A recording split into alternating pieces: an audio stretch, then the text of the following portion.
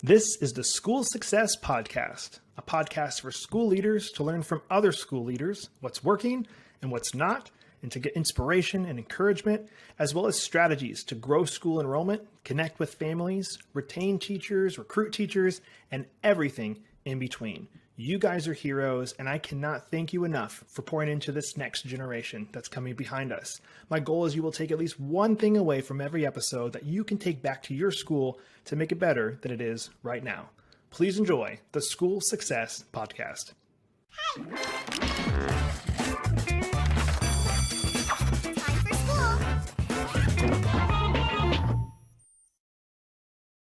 Hey, school success makers. Welcome to another edition of the School Success Podcast. I'm your host, Mitchell Slater. I'm joined by a good friend of mine, Dan Snyder, out of the great city of Wichita, Kansas. And he is the headmaster of Concordia Academy in, of course, Wichita. So go check them out. They're pretty awesome. And what we're going to do today is dive into their school, what all's happening there in Kansas. But before we do that, I do want to highlight one of our sponsors. They're amazing, and they are America's Christian Credit Union. And this year, they're celebrating 65 years of service, and they provide essential school banking services and tuition financing program for schools who are looking to reduce their risk and administrative burden. And you can learn more about that on their website at americaschristiancu.com/schools. That's americaschristiancu.com/schools. One of my favorite pieces about what they offer is the tuition financing part, where if you're a school chasing people all year round to get the tuition that people are supposed to be paying you, they can get a tuition financing loan through the credit union, and then you get all your money up front as a school. They pay the loan off over the next year, and you don't have to chase people. It doesn't cost your school anything. So if that's something that interests your school, please go see them online at americaschristiancu.com/schools. All right, y'all. So Dan the Man Snyder here is, I'm going to pass it off to him to introduce himself because he's a pretty awesome guy. So Dan, welcome to the podcast, sir. Thank you, Mitch. Good to be here. Or wherever we are. Well, here's a great way to start this podcast, because I always talk about Kansas. So not always talk about Kansas, but we're not in Kansas anymore, as I'm sure you hear all the time from good old Wizard of Oz. But I like to always start with, if I was to visit, which I've never visited Kansas, full disclosure, but if I was to visit Wichita, what would you be like, Mitchell? You have to do this to have the full Wichita or Kansas experience. Oh, well, first of all, you have to do this. Wichita has an excellent zoo, but to have sort of a full Wichita experience, Wichita has a lot of excellent restaurants. So it's a little bit of a foodie city. And there are a couple places in particular, but I don't want to give out endorsements, unpaid or unsolicited endorsements here. But okay. Ziggy's Pizza is pretty good, and Dempsey's Burger Pub is pretty good. And we have a lot of sort of high-end restaurants too that are very nice. And well, I got to know my first sommelier personally. I lived all this time in New York City, and I moved to Wichita, and I met a sommelier, a wine taster, a wine purchaser. So okay, I didn't actually know what that was. All right. Yes, sir. I thought that's interesting. And we have a good symphony here. We have an opera company and a lot of great schools. We're trying to join them in that legion of greatness. Man, okay, now very good. Now, so for Kansas, and this is obviously naive of me, what is the, every state, and I don't even know obviously every state's part of this, but what is the driving economy for you, for Kansas, or just even the area of Wichita? I mean, tourism, is there? So Wichita is sometimes referred to as the air capital of the world. So there's quite a bit of aerospace engineering, production, design that goes on here.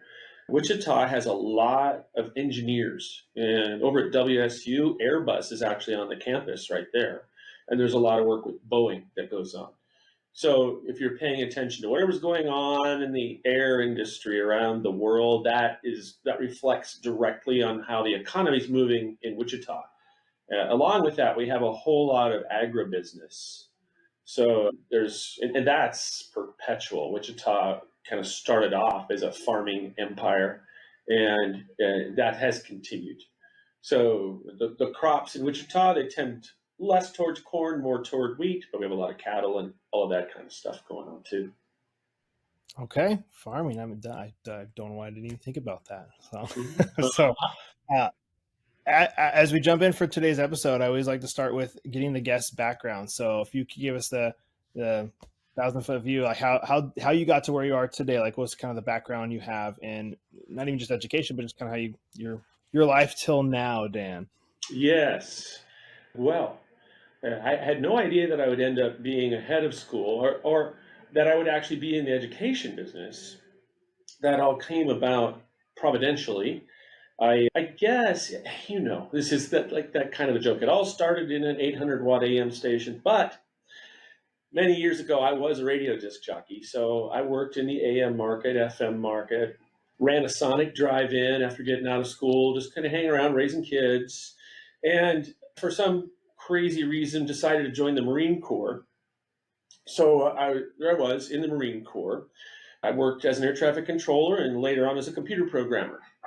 And from there, however, I couldn't really escape it. My family had always been musicians. And so I ended up in the music business, something I swore I would never do. I became a singer through some additional training, a classical singer. One thing led to another. I was an opera singer. And meanwhile, my work in the Marine Corps had kind of turned me into a video game designer. I think if you look, I think it's the 1997 April edition of Wired magazine, you'll see my work on the cover. That's one of the remaining things of my time of brief fame in that business. So I was a video game designer working out of New York, and I would tour. I went to Germany and got to work in Africa and all kinds of places like that. And as time passed, as all things do, the seasons change, and there's an appropriate time to get out of a business. And I was just trying to think what I would do next. And my father, a history professor, he's passed away now, but at the time, he suggested I get into the education business. And because my brother-in-law was a headmaster at the time in Wichita of a classical school, something I knew nothing about, he suggested I look there. And one of the reasons is I'd become proficient in several languages in my course as an opera singer. I had contact with Logic as a computer programmer. I had worked at the training and education headquarters of the U.S. Marine Corps, so I had been trained in sort of platform training delivery and things like that. So in God's view of what I was supposed to be doing, I could see how many of these things contributed to what's happening today in my life. So yes, we moved to Wichita in about 2013, and I was a high school teacher teaching ancient literature, logic, and rhetoric. And over the course of my teaching career, I've had the opportunity to teach German, to teach Latin, a little bit of Italian and French. And then one thing led to another, and being a Lutheran, I was here involved with the Kansas district. A board existed from about 6 years ago to investigate the possibility of starting a Lutheran high school in Wichita to complement the Lutheran K through 8 schools that already exist all around here. And I think it was something I was trying to avoid. I didn't want to be an administrator or a headmaster. I wanted to keep riding my little bicycle to school and teaching about Cicero and Plato and those kinds of things. And it was very nice. I enjoyed it very much. But in the course of things, it became more and more apparent that it was down to me to do this job. And so last year, we had our first year of classes and established the school. And here we are in our second year. And Mitch, your company's helping us out with this. I'm really glad to be aboard with you all. And yeah, we have a lot to look forward to. We have a little bump in enrollment and a couple new instructors, some more capabilities, lots of things, lots of wonderful things to look back on and look forward to. I love it. What a great background. I know that you've mentioned the opera thing before, so we're gonna have to maybe for another episode sing a couple bars for us or something, because I think you have a great voice for radio. I can tell when you're talking about being in radio, but then the opera thing, I actually do enjoy opera. I don't know how you. I guess real quick, how do you learn opera? Is it like specific training on how to sing in that way? Yeah, it's so strange. When I was a kid, my folks traveled all around the country in a VW bus, and we sang at churches all around the country, kind of like a little evangelical Partridge Family. We wore matching suits. I played an electric guitar and that kind of stuff. And my dad, he was a classically trained singer. My mom, a pianist, a classical pianist. So as I said, I couldn't really escape it. And my dad, he was a tenor. So tenors are weird. I don't know if it's a learned behavior or natural. It's just kind of odd. But I grew up listening to him sitting in the church pew. And my family would always sing parts all the time. So my earliest memories were that. And I just kind of got sucked into it. So I was apprenticed that way. And I didn't do formal voice training or go to conservatory until much later when I was already working in the music business. But I had several great teachers and coaches. You don't just go from singing Pass It On or things like that to suddenly starring in Wagnerian operas without some professional guidance, training, a lot of work. The voice, it's like an athletic endeavor. You have to sort of train your voice to be able to carry without any kind of amplification over a 100-piece orchestra. So it's an odd kind of sport in that way.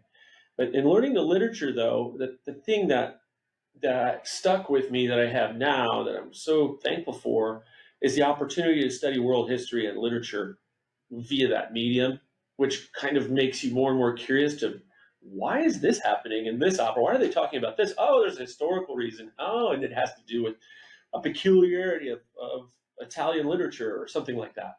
And when those things become available to you, your world gets bigger. And so I think analogously, that's kind of what classical education is about. It's enlarging the world. It's making more of the cultural, intellectual, and virtuosic heritage that kids have a right to, that's been given to them. It makes more of it available to them. So just how much of this can you stand, right? When you're talking to a student, because we've got a fire hose here, we can help you out. But getting to be an opera singer, my first audition, I'd been out cutting the grass, and there was a call at Washington Opera for auditions, and I'd heard about it through my voice teacher, and I was debating whether or not to go. And at the last minute, I went. I showed up. I'm wearing cutoffs and grass-stained sneakers, and I'm at the Kennedy Center in Washington D.C., surrounded by a bunch of guys in suits. And I walked in to sing, and I don't know if you know who this is, but the guy who's sitting at the table at the other end of the audition hall is Plácido Domingo. So my first audition was for Plácido Domingo, at the time the most famous member of the three tenors. And that got about halfway into my piece, and suddenly the butterflies hit, right? Because I realized, good night, this guy, he's like a star in the opera world and trying to sing for a company. He's the artistic director at the time. But it went well. I just didn't know any better. I was foolish enough to walk in there and think that I could sing in front of that guy. And yeah, they hired me with several contracts, and on it went. So I suppose it is true that if you train up a child in the way he should go, when he is old, he will not depart from it. So all of these things my parents were just doing around me, that's an education in itself. Parents should be aware that the kids are learning to be like you, as good things and bad things. And I would observe that parents who read a lot of books, they tend to have students who like to read a lot of books. Or parents who make a lot of music, they like that the things that you're interested in, your child will be interested in. Like father, like son type, that saying, Yes. of course. Yes. That's right. Was it Napoleon who said that the entire person is there in the cradle? That seed has every potential in it, and much of the formation is happening in a very young place in a person's life.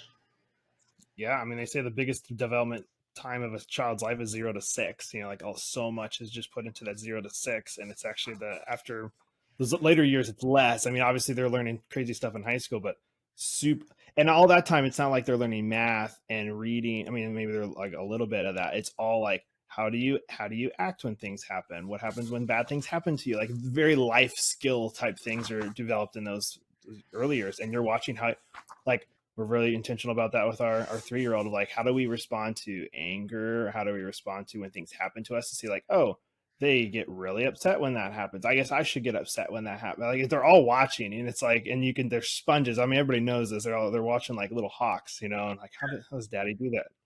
So You're very right. So now you hinted at it just a little bit ago, but like, you're talking about what classical Christian education is. So I would let's play like a tiny little game real quick. I'm an interested family that's wanting to go to your school at Concordia. So I'm a parent, and I'm like, hey, Dan, I heard about your school, found it on Google or whatever, but I saw you guys are classical. I just wanted to go to a Christian school. So why should I, what is this whole classical thing? Why should I go to it? What's your answer? Well, it's difficult for a person who's been in classical education to think of any other way that you could comport a Christian school. And that's because one aspect of classicism is the recognition that the world has changed because of Christianity. And a lot of that is because of the written word, the Bible, of course, and also the world we live in, the Reformation, the Counter-Reformation. Those all happened because of people studying ancient languages and learning logic and rhetoric, which are sort of the liberal arts of basic classicism. So it is a course to a classicist, right? If you ask a plumber, that's the most important job in the world. If you ask a painter, that's the most important job in the world. Here, I'm a classical teacher and a headmaster, and I think it's the most important job in the world. Take that for what it's worth. But I think that it's also the most important way to rear a child, at least in the modern West, in scriptural literacy per se, the virtues of living out your calling in the world. I think it's more and more, I'm convinced that it also represents a recovery of culture. So a child is also being educated to live in a world that the school represents in a microcosm, saying this is the way people should get along. This is what they should care about. Here are the important things. So whatever your school is presenting in all of the time that they have the attention of your student, your child, those are the important things. You're saying it just by your devotion of time. So classical emphasis, again, it's going to be on history, literature, logic, the maths, and not so much focus on technology. In the classical world, we believe that a child is being trained up to be a better human being. Now, whatever that means for their future, it also means they're more trainable, they're more adaptable. So we don't worry so much about technological training in grammar or high school. Those are specialties that there's plenty of in the world that they can pursue in university. We're just concerned that they're going to end up being a good 80-year-old. We're not thinking about what school they're going to get into. It's sort of think about all of life. And what are the defining traits that have been passed down for humanity? What is God's apparent will for that? That sounds all grandiose. What would be the short one? Well, mom and dad, and I'd have to ask a lot of questions, but it would be, are you concerned that your child reads well? Are you concerned about what they read? What are some of the great books you've heard about that maybe you've read, or maybe there's some you wish you had read? And this is the time when your child has free time. Many people never come back around to reading the great books of Western civilization because they're busy. But when your child is of a high school age, school is their privilege to dwell on those things. That's their time. So you're proposing, let's get right to the top things, the best things in life right now before we get busy with all the little foxes that creep in later in life, as we know. And you have to bear up. You have to do your responsibilities and make money and those kinds of things. Right now, it's the privilege of your child to engage in this leisure activity. So, all right. Now I have one return question. If I was like, okay, to dive into this more, what would you suggest I read as a parent or the student dive into classical? If I wasn't to go to a classical school, what would you say that to maybe dive into a piece of that? What should they start with?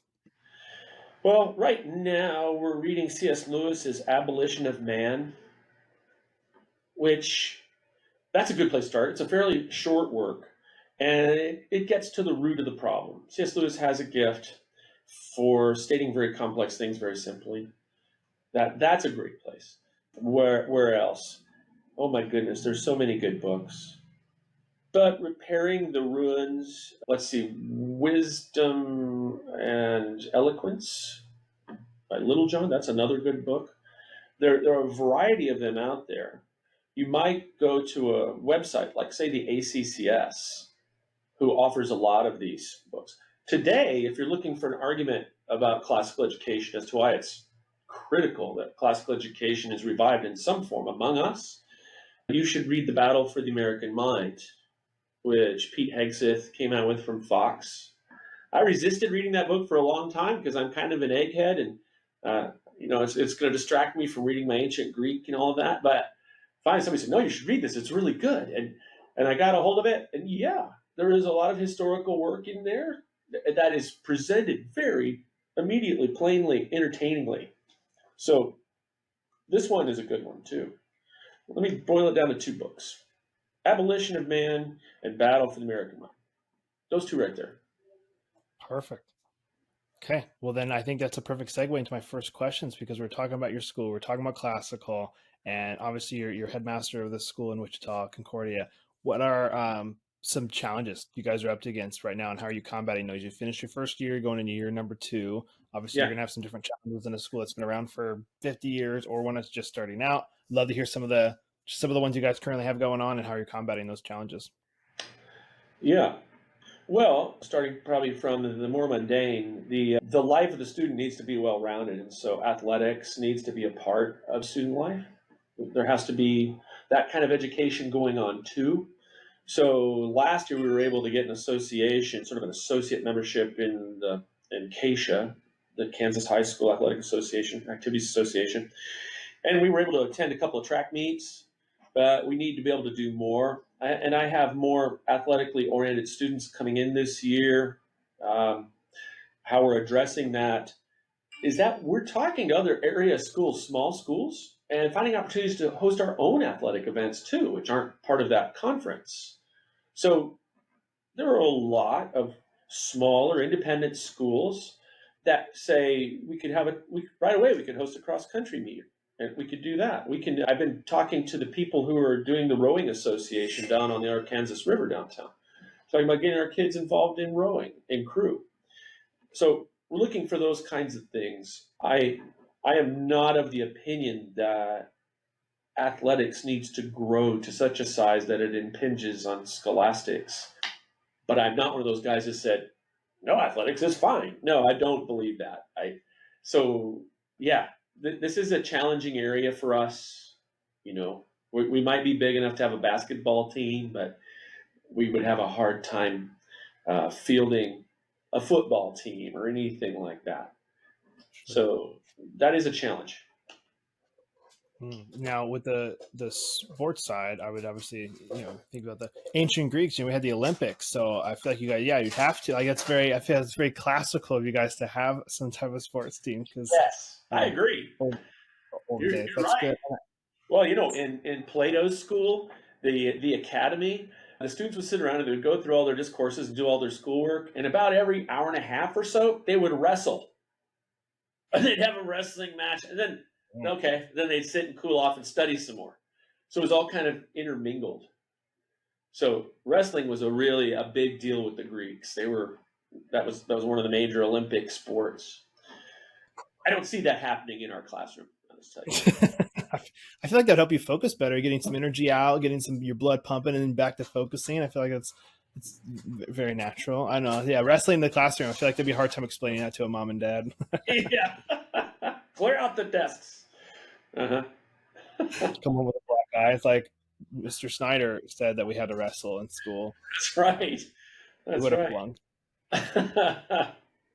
What so any other challenges that kind of come to mind besides the sports thing? That's a super fair one, because you have some schools that are starting out, they have hundreds of students, and obviously you guys are you're starting out with just a high school, so it's a different challenge, of course, with the sports thing. Yeah. Anything else that comes to mind?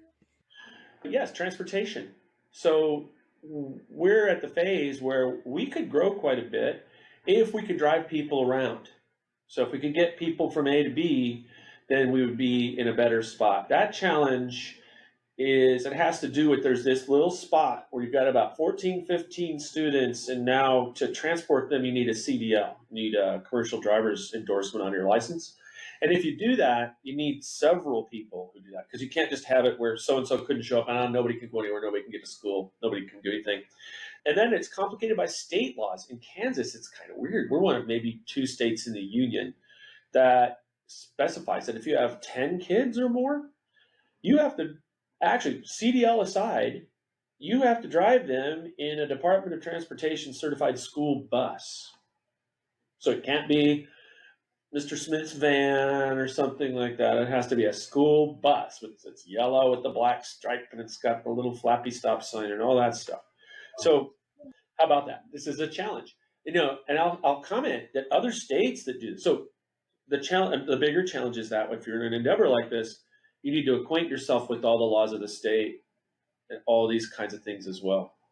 But in other states that do this, it's really interesting. I wish we had a law like this. The state school bus system has to transport kids not only to the public schools, but to the private schools because the taxpayers are paying for it. Ooh.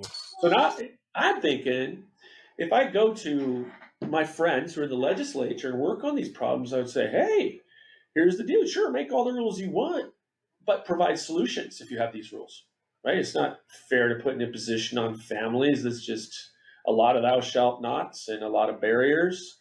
Kansas is more open to educational enterprise and experimentation. In this case, they have kind of a roadblock. That's been frustrating. We could have had a van this year were it not for that. So you're saying other states, but not Kansas, have laws where the public school system, you can use those buses? That's right. So I had the occasion to really study all this stuff, and I found out that not only is Kansas unique, it's a little more restricted than you would expect. I mean, Kansas does not have helmet laws for motorcycles. We have open constitutional carry. It's not unusual to see people walking downtown with a pistol strapped on.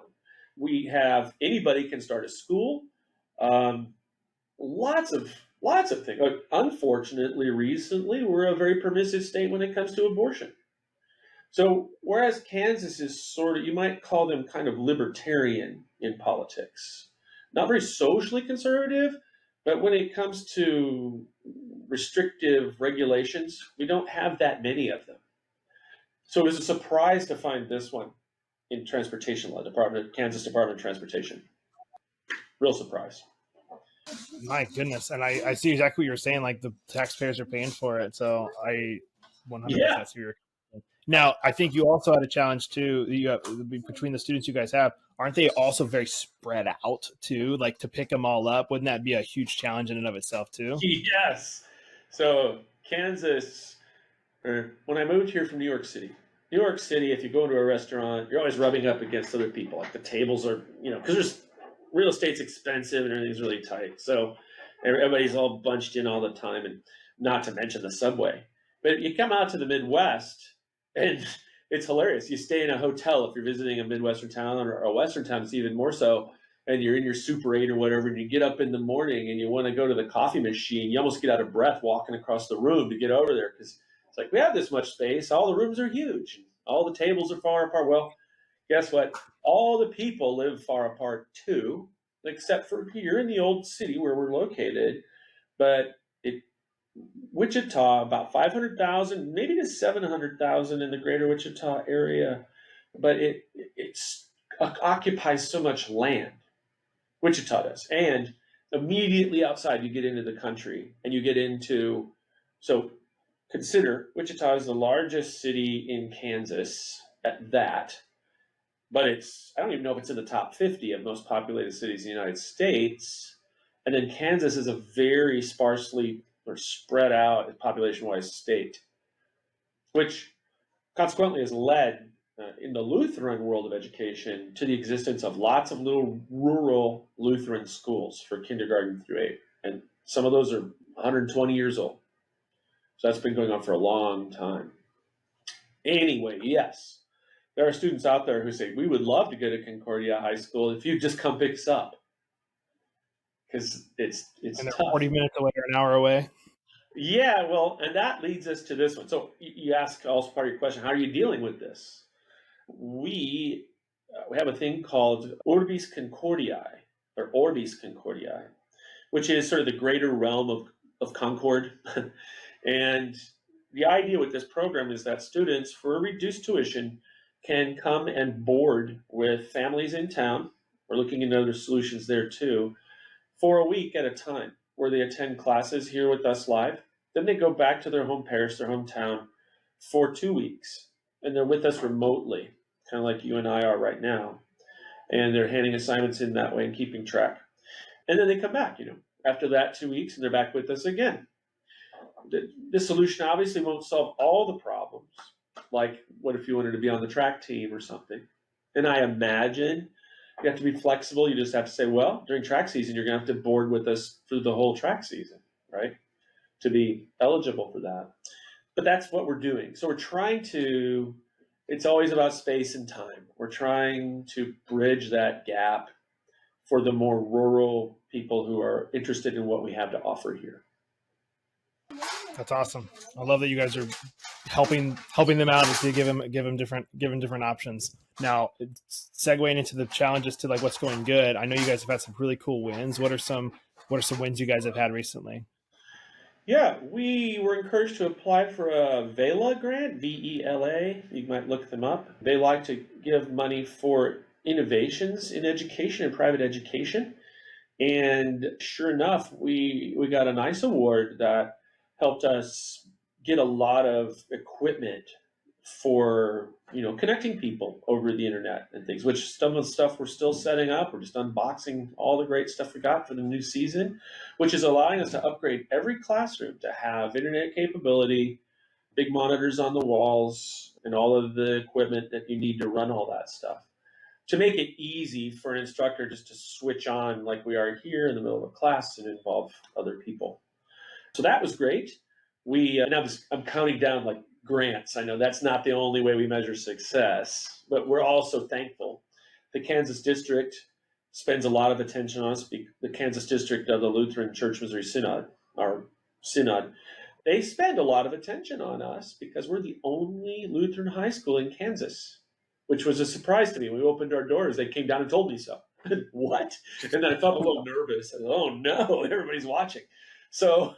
But they gave us a grant to help us develop like picnic grounds and light athletic stuff in some of the vacant lots that are around us here. And we're in a cooperation with the local business, BG Products. I'll give them a shout out. They do like fuel additives and lubrication stuff, worldwide company. They're headquartered very near us, they're our neighbor. And they let us do things on all this property they have right in the middle of town. That's pretty miraculous. And so with district support, with their support, this happens. We just got a new chaplain for the school. So because we're a recognized service organization, the synod, we can issue a call, like an ordination. So we called Pastor Mike Brockman, who was retiring from the pulpit, but really expressed a desire to work here with the kids and with the faculty. And so he signed on. He'll be teaching our theology classes this year, and it'll be great to have a chaplain and a counselor for the kids and all of that. He's a great guy. We got a new old colleague of mine who's on board. He has just come back from Chicago, where he's been working on his PhD in Latin and Greek, and he'll be further strengthening our program in those two really important studies for the students. And this year we'll have sort of an immersion experience in Spanish too. You might get the impression we do a lot of languages here, and we do. So that's going on. We're putting finishing touches. Also, district helped us with this in finishing up our art studio. So we have a pretty high-tech art studio with lighting and shadow boxes to do life drawing and all of that stuff. There's just so much good stuff going on and we've got a lot of returning students and new students. So this is wonderful. Man, a ton of wins, and I love all the grants. I think brag about the grants all you want, because I mean, there's not a lot of schools that can always get those, and it's a lot of work and time to put in to get those too, right? Yes, I'm so happy that I have such a backup with Amanda Carter. She's my administrative assistant here. And here's some advice on that. I mean, I had a background in project management and software design when I was a video game guy and stuff. We use a thing that's kind of like Microsoft Project. We use one called Aeon Timeline, and you can put a file out there, and you can graph all your ongoing projects and grants, and when you have to have them in, what you need to do, and it's in a project timeline that relates everything you're doing. And so she and we tag up on this, and you can see all the plates you've got spinning at a glance, and it will remind you, oh, it's time to do this, or it's time to do that. And I think that has kept us really working on the same the same important puzzles at the same time. And so yeah, we have another couple grant projects we're working on. We're just so happy that we've had success in those, and we find a lot of people are interested in what we're doing.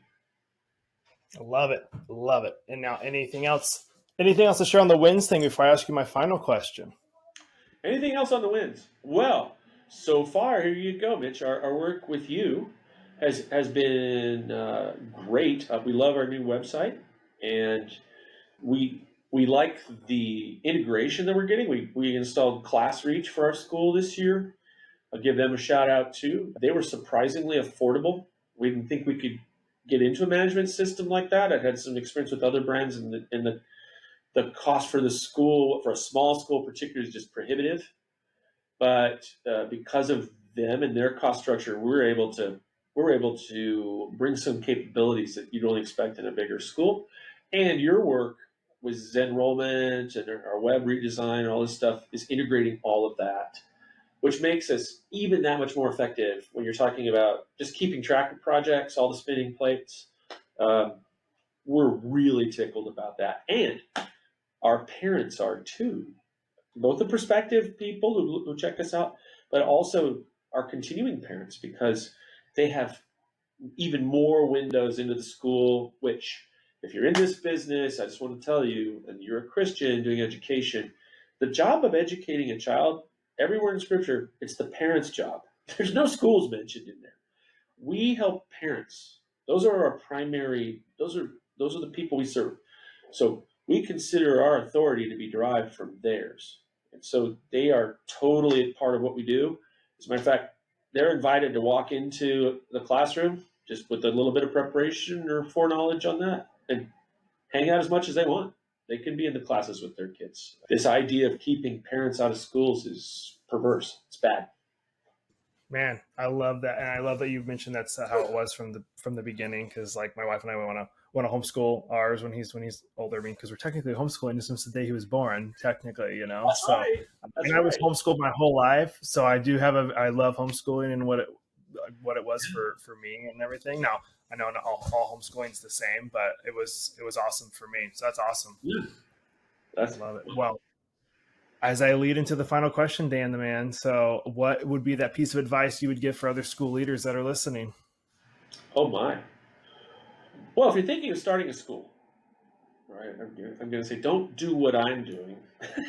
We're doing what we're doing for a very particular reason, and that is we're starting a high school.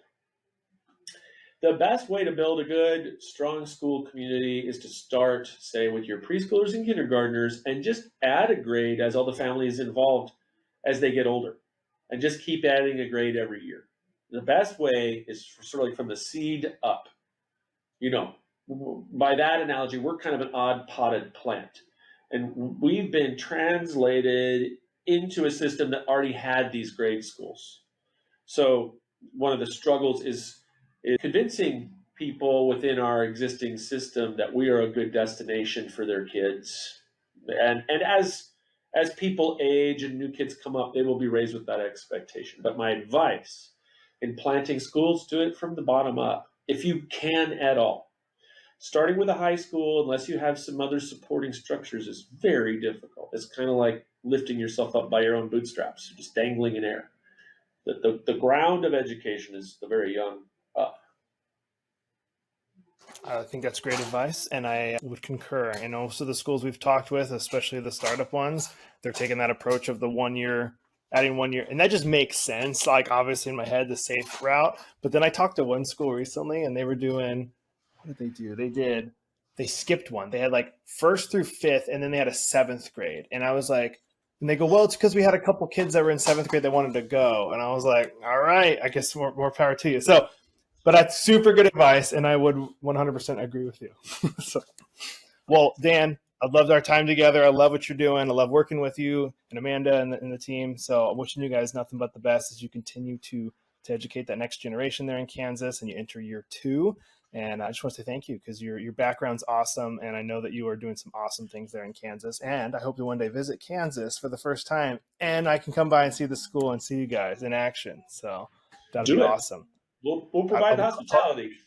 I'll Perfect. I'll talk to the wife. She's the boss, so gotta make sure. And Perfect. bring your kids too. Come see us. I'll bring him as well. All right, Dan. Well, hey, keep doing what you're doing, man. I love what you guys are doing, and I know we'll chat again soon. But thanks, man. Thank you, Mitch. I love that guy. Another huge shout out and a thank you to Dan for taking time and being on the podcast today. Love what he's doing at Concordia. Love what he's doing in Kansas, and just wishing him nothing but the best as they continue to grow that school and educate that next generation that is coming behind us. So, Dan, keep it up, my friend. And if you're a school listening to this and you're also looking to grow and need help at your school, please get connected with us over at schoolsuccessmakers.com. That's schoolsuccessmakers.com. We have some great partnerships with companies that are there to help you either grow your enrollment, do fundraising, strategic planning, maybe a new SIS for your school. We have some great relationship with them. We'd love to connect you with them. And if you're looking to grow, specifically slaterstrategies.com, go check them out. They're there specifically to help grow your school's enrollment. So make sure you go check out their website and some of the free resources they have on their website. But if you're looking for some community as a school leader, please join our private Facebook community called School Success Makers. I'm personally in there. Would love to see you in there as well. School Success Makers private community on Facebook. And then this fall, I've been hyping it up for a while. We're almost there. We're launching the School Success Report, a weekly newsletter for you amazing school leaders that you are not going to want to miss out from getting in your inbox every week. So make sure you go sign up on schoolsuccessmakers.com for our free newsletter called the School Success Report. We've been working hard prepping and preparing for it. It's going to have news articles, shout outs to different teachers in the country. It's going to have amazing resources as well as giveaways and some gifts. You're just going to have to wait and see. So just go check it out. Make sure you're subscribed.